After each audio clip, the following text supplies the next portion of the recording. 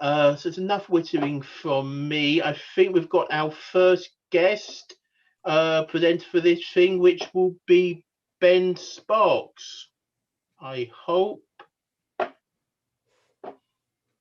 Hello, John.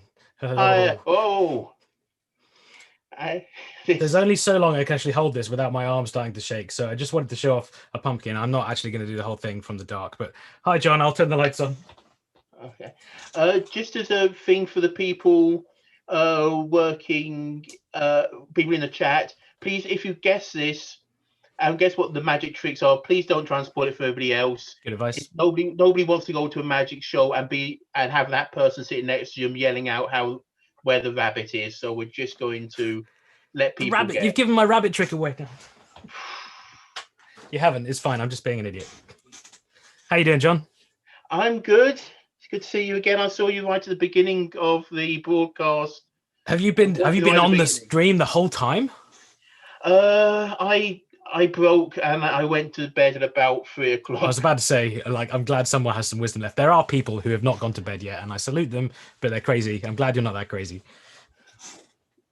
Any highlights so far for you? I think I've enjoyed Matt Parker's thing. Do we know if his room of volunteers have been let out yet, or are they being fed and watered? I don't know. I was very intrigued to know how many he'd lined up for that, and it seemed to go quicker than he expected, which is great. But maybe the rest are still trying to get a second take. I don't know. Yeah, everything's been great. I think it's just such a variety of just from basic arithmetic tricks all the way over to the origami cuboids and stuff, which was amazing in the last. Yeah, it was great. I thought the last section, but it's well over an hour and a half ago. It's amazing. These sections just fly past so quick; it gets a bit confusing trying to remember what you've seen. Yeah. We're trying to work it out. If you're doing a 400-meter race, we're now pretty much at 75 meters to go. The whole stream, we're getting towards the end now. This is where it starts to hurt. Yeah. Yeah. I don't know much about your background, John. So tell me a bit about your involvement in maths and maybe magic. Not that much magic. I've done a couple of magic tricks on stage basically I set fire to things occasionally on stage, but my background's astrophysics or physics with a spattering of astrophysics.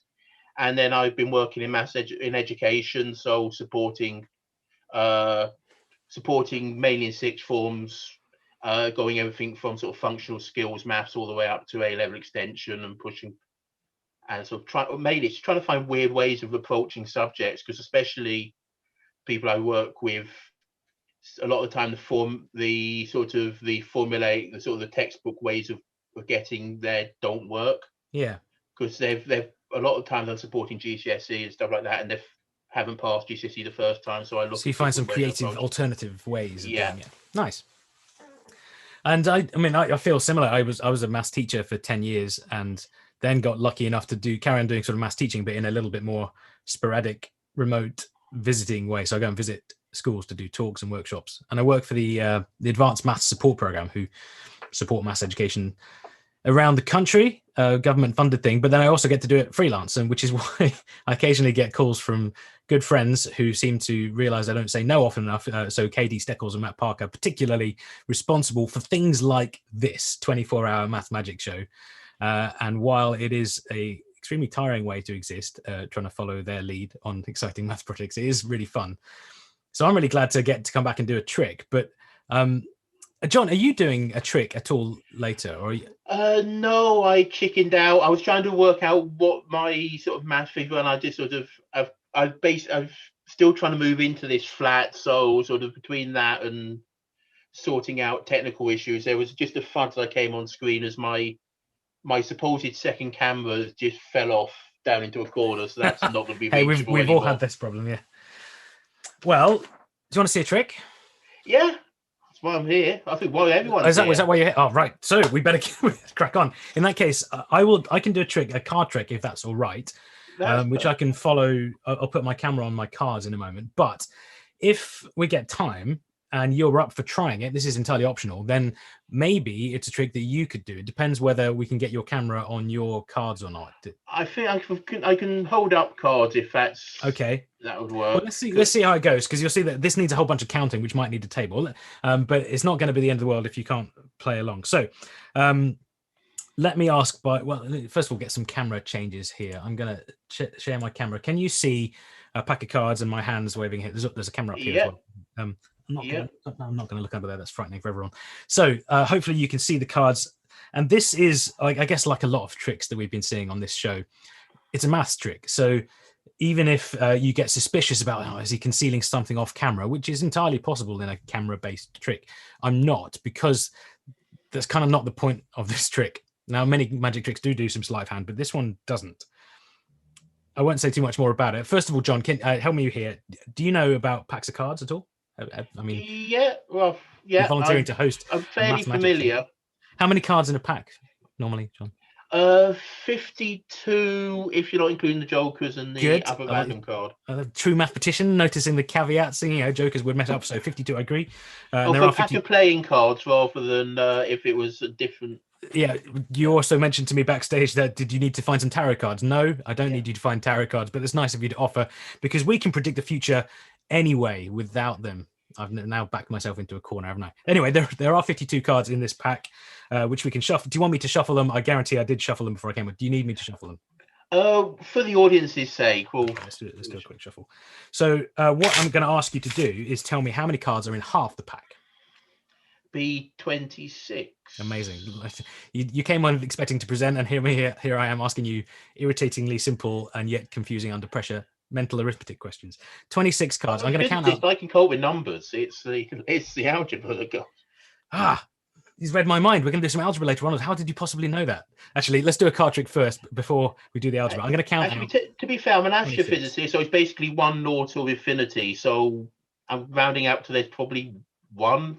I'll see if I can include at least some of those numbers in the algebraic statements that are about to arrive. However, I would like to check that I'm counting out half the deck here. So just make sure that you're happy I'm counting out half the deck. I'm going to count out half the deck onto the table. Check you agree with my counting. So 1, 2, 3, 4, 5, 6, 7, 8, 9, 10, 11, 12, 13, 14, 15, 16, 17, 18, 19, 20, 21, 22, 23, 24, 25, 26. Are you happy that's half the deck? I'm happy that's half the deck. Okay, so good. I'm glad you memorized that half the deck because you were watching very carefully there. But they're going to go face down on the table here. And the other half, which you haven't memorized, I was watching, you haven't seen these yet. These are going to go on top because no one therefore knows what is about to turn up on top. And the next 3 cards actually are going to control the rest of our trick. I know that you could have some idea about what's coming next because you did memorize half the deck. So you've narrowed it down a bit. You're smiling nervously. Good. I don't think you've memorized this, and I don't think anyone has. And the next 3 cards, nobody knows. I'm waiting for the chat to actually come up with yours. Everyone's going to predict it. Anyway, the next 3 cards, whatever they are, they're going to control everything. We're going to make them up to 10, and I'll show you what I mean. So here they are. There's a 3, there's a 9, and there is a 4. So to get 3 up to 10, John, how many cards do I need? We need to, well... Do you need to put a 7 on them, or exactly? I deliberately left it a bit vague, but you've discerned. That's the word I'm looking for. You've discerned my meaning. So I need 7. 1, 2, 3, 4, 5, 6, 7.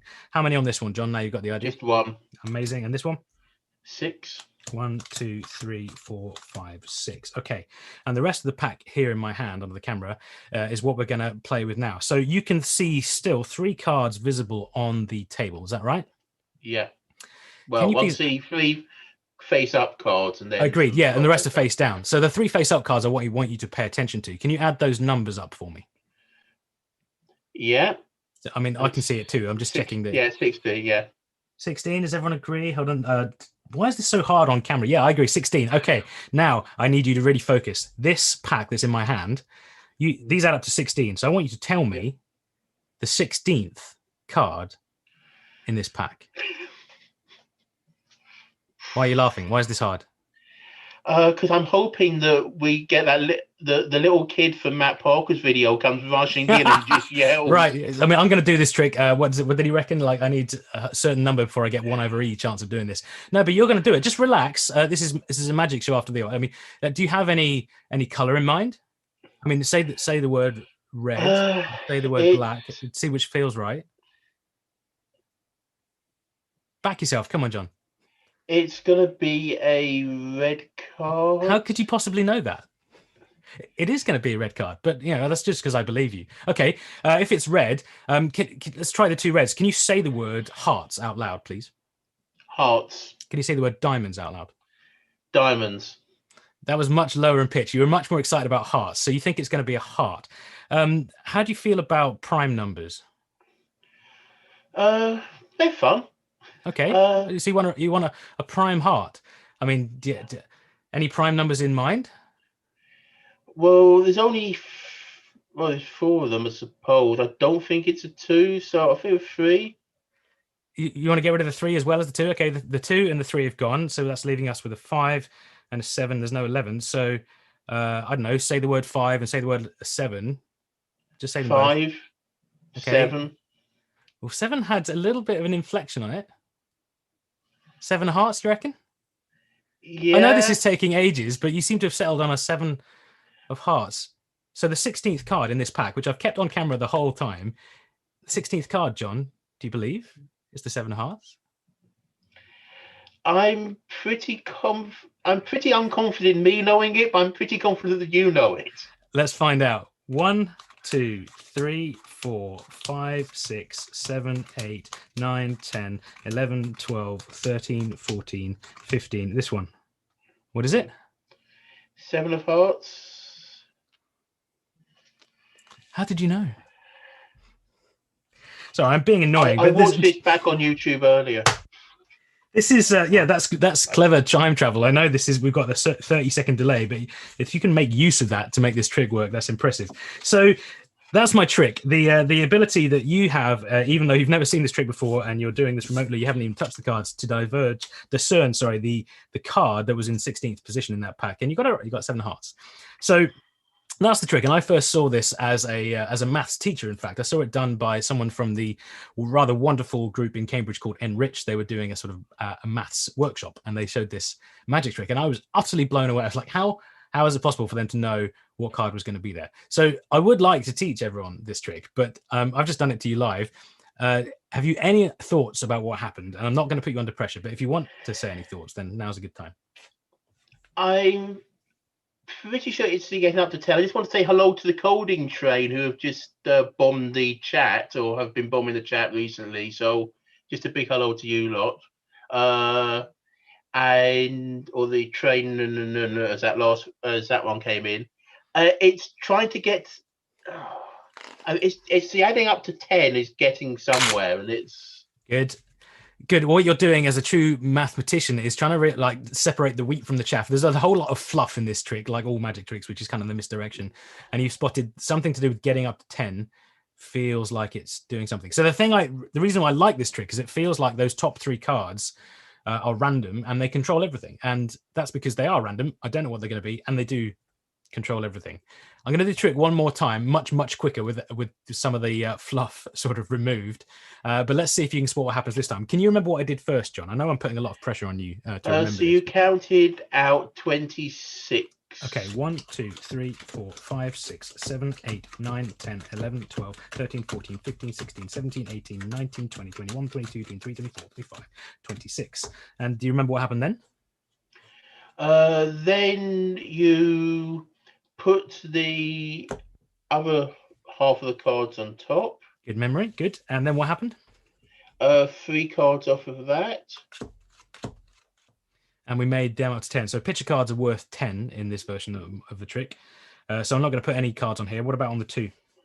You're going to put 8 cards on there. And then on here? You got to put 2 on, I think. Lovely. So then the trick this time is to add up the numbers you can see, which in this case is a 10 and a 2 and an 8, which I think, and correct me if I'm wrong, I think that's 20. And then the trick becomes, what's the 20th card in this deck that's left here? So whatever is visible here. And do you want to put a punt out there? This time I'm not going to go through the whole rigmarole again. I think it's... I think I've got a thing for it's a queen this time. I'm sorry to break it to you. I was trying to think of a way of letting you down lightly. You're wrong. It's 2 of hearts. Okay.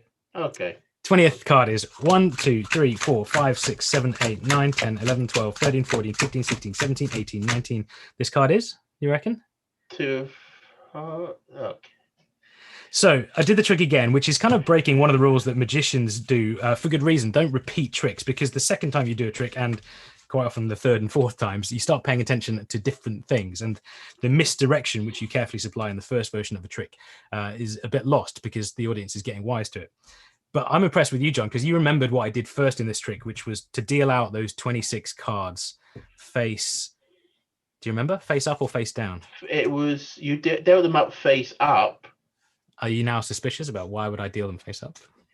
Because you're wanting me to look at what the face up cards are. Well, I can't see what you're looking at and which angle your cards are. That's a good shout, a misdirection. So and I could be on camera looking at all sorts of things, but the fact is I could do this live and you could see what I'm paying attention to and you would notice I'm not looking anywhere else. But the fact that those cards are face up is important. So I'd like to teach everyone this, but before I teach everyone, let me do a tiny bit of algebra. I did promise I was going to do some algebra here. So just going to change my camera. Can you see a bit of a blank screen at the moment? I'm just going to test that I can write on it. Can you see my writing on there? I can, yes. That's a relief. Okay, so what I want you to remember, we've done the trick twice now. You now remember pretty well what the trick did. The first thing that happened was I dealt out 26 cards, turned them face down and put the others on top. And then I want to keep track of what happens after that. So you correctly pointed out that the next thing that happens is I deal 3 cards. And I claiming that I don't know what those cards are. And that's because I genuinely don't. Now, if a good magician could rig this, but I don't need to. So here's what I'm going to draw the 3 cards, and they do control everything that happens next. Can you see my lovely drawing of cards? Is that working? Yeah. If I don't know what they're going to be, I'm going to represent them with a bit of algebra to keep track of what they are, because they do control what happens next. So I was going to call them A, B, and C. Is that okay with you? That's fine with me. They're your cards. Well, yeah, but the algebra needs to be shared between us so we can have a choice of letters. But we'll go with this. Yeah. And then what happens is I deal some more cards on top of card A. I don't know what card A is, but how many cards should I deal on top of it? You're going to deal, well, less than 10. I agree. So it's going to be 10 minus A. I absolutely agree. I think this is the biggest step of algebra in this. If I've called the cards A, B, and C, I don't know what they are, but I can still describe that this pile I'm going to deal here is going to be of size 10 minus A. And then I think it's not rocket science to get the other 2 deals. Can you tell me what they are here and here? 10 minus B and 10 minus C. Lovely, John. I'm sorry to put you through your paces here, but you're holding up under pressure very well. So now I want to keep track of how many cards have been dealt out. So I'm going to add these 3 together. I think that gives us a total of 30 minus A, minus B, minus C, which isn't very sort of informative, but it is true. There's also a 3 already gone as well. Are you happy so far? Yeah. Okay, I see we're getting a full screen effect now. Good. So 30 cards, subtract A, subtract B, subtract C, and another 3. And then what happens? Do you remember the final step of the trick? You're then counting out the A plus B plus C. I can almost hear in your voice, because I can't see anymore, that you've noticed something is happening. Yeah, the final thing is you add up these 3 cards at the top and you deal that number out, and that's the sort of prediction we're making. What's the 16th or what's the 20th? So actually I add on another A plus B plus C cards. So these sort of section over here are all the cards I dealt out. Can you do some advanced algebra for me and verbally tell me what that cancels out to? Because I think there's some cancelling going on. So you've got, you're counting A's, you're counting the B's, you're counting the C's, so you've got 33 cards there. Lovely. So here's my first point. The A, B, and C cards, which feel like they matter, they kind of do matter. They control these bits, but they immediately cancel out when you do the last bit, which means every time I do this trick, I'm actually working my way carefully and rather obviously 33 cards through the deck. So how is it possible for me to know what is about to arrive? Any final thoughts? Well, you've dealt out half the deck. I have indeed. And so you've got 26 cards you've got hanging around. Yeah. So if you're then looking for 7 cards, you're looking for the 7th card in the other bit of the deck. So once you've counted out something for that. So the number 7 is crucial because you reckon there's the 33 we've just calculated and the 26 that I've kind of burned through, and the difference of those is 7, which means that you're right. The 7th card that you see first in that deal is going to be important. So we're going to do this trick one more time. you're the one that said the secret. I want everyone else to try and play along at home, including you, John, because you're going to call this time the card that's going to get revealed. And for this, I don't think I need my my algebra anymore. So I'm going to go back to my card camera, and maybe we could have your camera on again so we can see the look of a true professional magician as they perform this trick for the first time. Are you up for this, John? Yeah, let's go. Good. And you've talked a good talk so far. So I'm going to deal the first part of the trick, which is 26 cards. I am going to make this for the sake of the people who are tuning in live. This is a free gift for this magic trick. I'm going to make this one slightly obvious. I recommend that when you try this trick, you don't perform it the way I'm about to perform it for reasons which will become obvious. Here we go. I'm going to deal out 26 cards. We should shuffle again. Sorry. And these shuffles are genuine. I don't need to have a rigged deck. That's always the way to do some tricks, but this is the genuine shuffled deck. Here come 26 cards. 1, 2, 3, 4, 5, 6, 7, 8, 9, 10, 11, 12, 13, 14, 15, 16, 17, 18, 19, 20, 21, 22, 23, 24, 25, 26. I hope the reasons I pointed out about how to perform this trick are noted. That's not how to do it well, but I hope you saw something useful, John. These cards that I haven't seen go on top, we deal the first 3, and we make them up to 10. So in the true spirit of keeping this conversational, John, how many on the 9? 1. Lovely. How many on the 7? 3. How many on the Jack? It's none. Yeah, because picture cards are worth 10. I've just made that arbitrary rule. Final part of the trick, add these numbers up. Jack plus 9 is 19, plus another 7 is 26. So, John, your moment. What do you think? I mean, it's impossible you could know this by any sort of logical deduction, but that's a lie. What is the 26th card in this deck? Is it sort of 10 of hearts? Are you asking me, or are you telling me? I'm fairly confident it's a 10 of hearts. Well, let's find out. 26, yeah? 1, Yeah. 2, 3, 4, 5, 6, 7, 8, 9, 10, 11, 12, 13, 14, 15, 16, 17, 18, 19, 20, 21, 22, 23, 24, 25. Call it one more time, John. 10 of hearts. I'm impressed. I've talked you through pretty annoyingly full of counting magic trick. You've learnt it live on camera and you've nailed it in the performance. I'm impressed. What I like about this trick is that it needs a tiny bit of algebra to sort of get to the bottom of why it works. And the misdirection in it is that those 3 cards, which, and this time we had the 9, the 7 and the Jack, they feel like they matter. And it's kind of obvious that they matter because they control everything, but it's only when you do a bit of algebra on it that you realize that they don't matter at all. And that's what misdirection in magic is all about. And I like the fact that the power of mathematics is what uncovers the misdirection. I've never had a chat to you before, Joe. Have you seen that? You haven't seen that trick before? No, I haven't. No. Then you did very well, and I'm very glad you. Yeah. Thanks for playing along. We can do more tricks if we need to, or we can. I think we've got just a few minutes left before we have to swap over. I'm using Google for my time. So I think we've seen you on Numberphile, and I think you come to attention because of you did the videos on the model in the pandemic. Could be that video seems to have gone. I was going to say more viral. Yeah, a choice of words probably. Yeah. Think about this in advance, Ben. I'm really glad we made that video. That was the Numberphile video we did on modeling coronavirus. I think Brady called it. It was early on in lockdown. Brady rang me up and said, "Look, Numberphile's got loads of backlog," and he was busy sort of editing all his backlog of Numberphile videos. But it was burning a hole in his emails that people kept writing saying, "Brady, you're going to do a video about COVID. You're going to do a video about COVID. You're going to do a video about COVID." And it's like, I've got nothing. And I just happened to be, I think, the next in line when Brady was chatting to me. He's like, "Have you got anything, Ben? Can you do something? Let's book a meeting." And neither of us had done a remote recorded video before, so we had to figure out how to do that via a Google Hangout. I think we did it, and then recording audio separately. And I did the GeoGebra construction of the differential equations, and I'd only just learned how to do that because I was interested in the pandemic stuff as well. And like, I want to know what all these models that are going on mean. So I went and looked up whether GeoGebra, which is my sort of favorite program of choice to tinker with maths, could do it. And lo and behold, it could. It turns out the answer to, can GeoGebra do something like this? The answer is always yes. And if it's not yes, you would just write to Michael Borchard, who's the lead developer, and say, "Mike, can you make GeoGebra do this? And he's like, yep.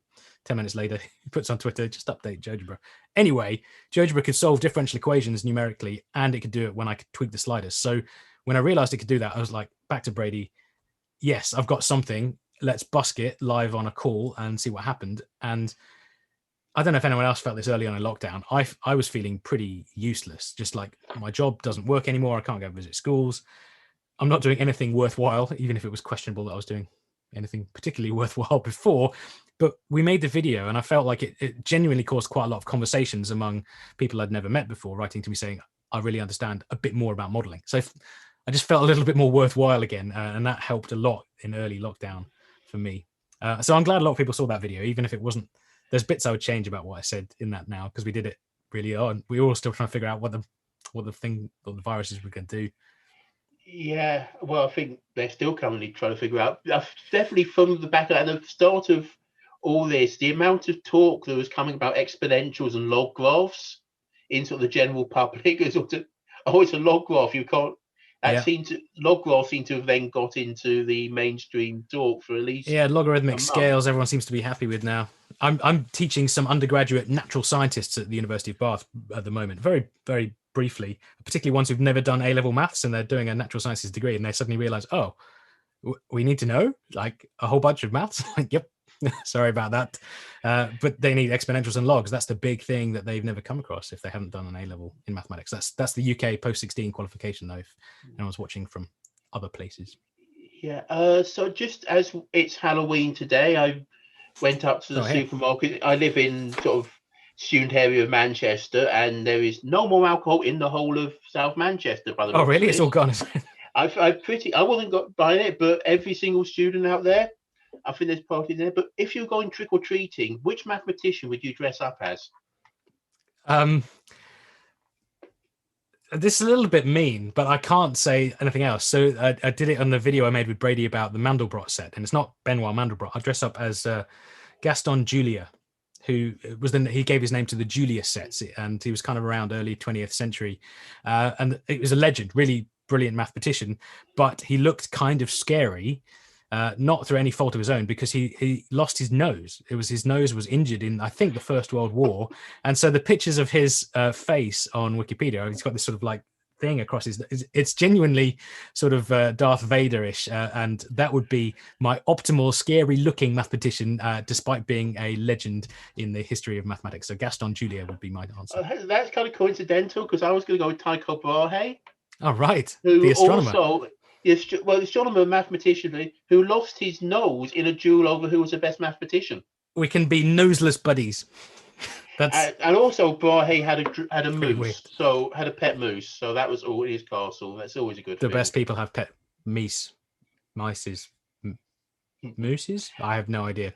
I should probably stop trying to pronounce words I've never said before and leave you to your next guest. But okay. Thanks very much for having me. That was amazing. That was Ben Sparks. If you want to find out more about him, well, there's plenty of videos online. Yeah, you can probably Google my name and find a horrific website with pictures and things. Thanks very much, John. Have a good rest of the evening.